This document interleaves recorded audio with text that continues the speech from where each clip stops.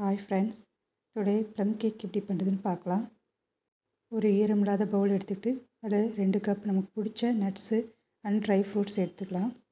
அதில் 1/2 cup orange juice ஊற்றி 1 மணிலேருந்து 6 மணி வரைக்கும் ஊற வச்சு தனியாக எடுத்து வச்சுக்கணும்.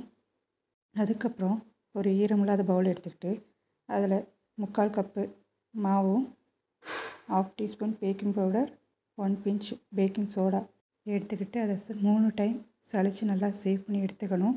இதில் நான் கோதுமை மாவு எடுத்திருக்கேன். கண்டிப்பாக இது 3 டைம் சளிச்சுக்கணும். அடுத்து கேரமல் சிரப் எப்படி பண்ணுறதுன்னு பார்க்கலாம். ஒரு அடிக்கனமான பாத்திரத்தை எடுத்து 1/4 கப் சுகர் அதில் போட்டுக்கணும். போட்டு ஒரு 2 to 3 மினிட்ஸ் மீடியம் ஃப்ளேமில் லைட்டாக ஃப்ரை பண்ணிகிட்டே இருக்கணும். சுகர் 2 to 3 மினிட்ஸில் நல்லா அப்படியே ப்ரௌன் கலரில் அப்படியே மெல்ட் ஆக ஆரம்பிச்சிடும். அதுக்கப்புறம் ஒரு 2 டேபிள் ஸ்பூன் ஹாட் வாட்டர் அதில் மிக்ஸ் பண்ணி சிம்மில் வச்சு 1 மினிட் to 2 மினிட்ஸ் லைட்டாக கொதிக்க விடணும்.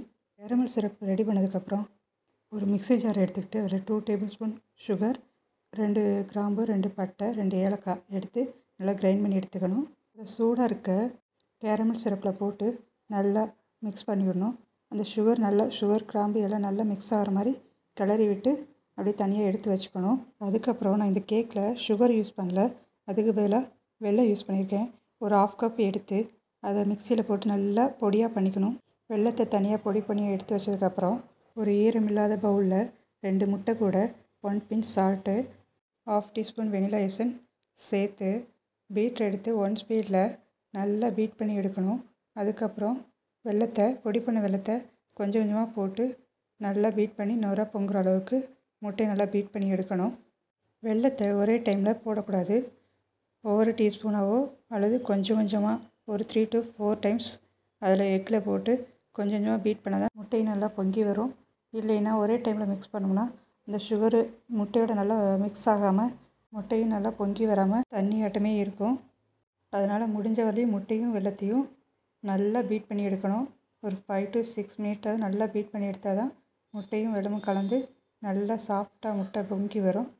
அதுக்கப்புறம் நம்ம மெல்ட் பண்ணி ஆற வச்சுருக்க கேரமல் சிரப்பை இந்த முட்டை பேட்டரோட மிக்ஸ் பண்ணி 1 ஸ்பீடில் நல்லா பீட் பண்ணி எடுத்துக்கணும்.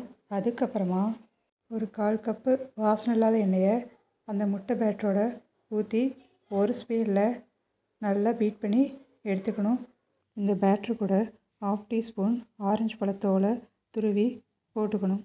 ஆயிலை ஓவர் பீட் பண்ணால் கேக்கு கிறிஸ்பி ஆகிடும்.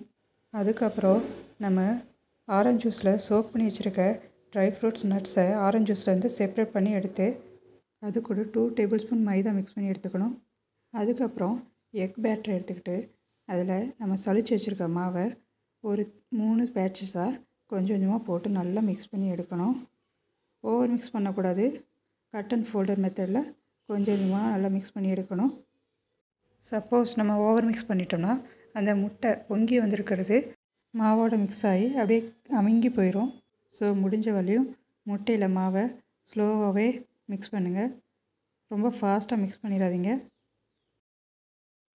மிக்ஸ் பண்ணி எடுத்ததுக்கப்புறம் அது கூட மாவில் மிக்ஸ் பண்ணி வச்சுருக்க ட்ரை ஃப்ரூட்ஸ் அண்ட் நட்ஸை இந்த மாவும் முட்டையும் மிக்ஸ் பண்ண பேட்டரில் போட்டு அதை கட் அண்ட் ஃபோல்டர் மெத்தடில் மிக்ஸ் பண்ணி எடுத்துக்கணும்.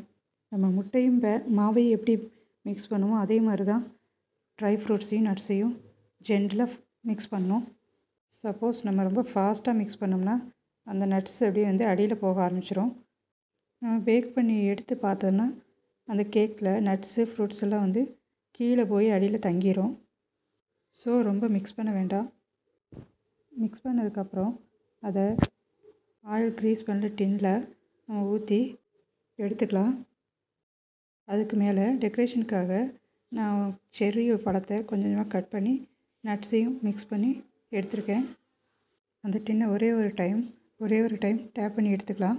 அதை ஸ்டவ்வில் 10 மினிட்ஸ் ப்ரீ ஹீட் பண்ண ஒரு அடிகனமான பாத்திரத்தில் வச்சு 45 மினிட்ஸு சிம்மில் வச்சு பேக் பண்ணி எடுத்துக்கலாம்.